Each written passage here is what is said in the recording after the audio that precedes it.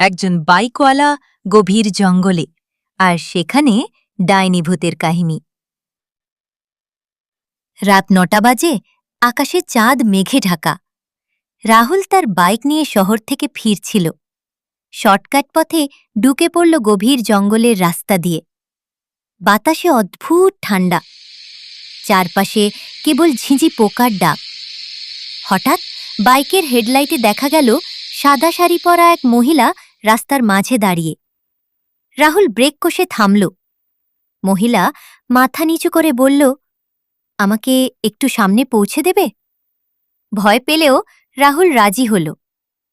মহিলা পিছনে বসল, কিন্তু তার পায়ের স্পর্শে বরফের মতো ঠান্ডা লাগল। কিছু দূর যেতেই হঠাৎ পিছনে তাকিয়ে রাহুল দেখল সিট খালি।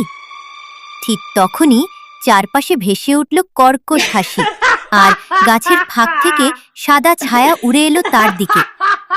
বাইক কেঁপে উঠল, ইঞ্জিন বন্ধ হয়ে গেল।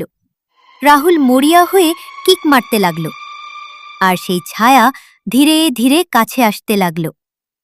হঠাৎ দূরে মন্দিরের ঘণ্টা বাজতে লাগল, আর ছায়াটা ধোঁয়ার মতো মিলিয়ে গেল। কেঁপে কেঁপে রাহুল বাইক স্টার্ট করে জঙ্গল পেরিয়ে বেরিয়ে এলো।